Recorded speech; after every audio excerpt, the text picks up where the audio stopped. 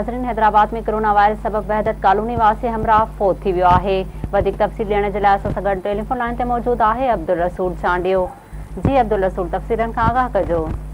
जी हाँ, बिल्कुल। हैदराबाद शहर ऐं भरपासे वारनि इलाइक़नि में सिंध हुकूमत तरफ़ां जारी कयल SOP ते अमल न करण खां पोइ कोरोना वायरस जे केसनि में ॾींहों ॾींहुं इज़ाफ़ो थी रहियो आहे, जॾहिं त लोकल ट्रांसमिशन जा जेके केस आहिनि उन्हनि जो तइदाद इंतहाई वधी वियो आहे।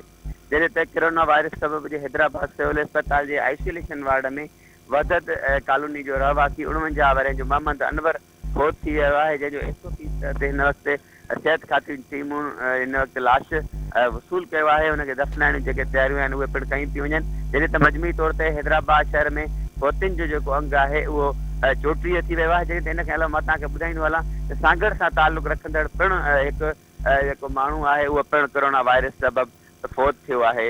सांगड़ जो हुन सां तालुक़ आहे, जॾहिं त हैदराबाद में आइसोलेशन वार्ड में अञा बि केतिरे मरीज़ आहिनि जेके जिनजी तबियत जेका आहे उहा इंतहाई ख़राबु आहे। जी अब्दुलरसूल, तव्हांजी महिरबानी।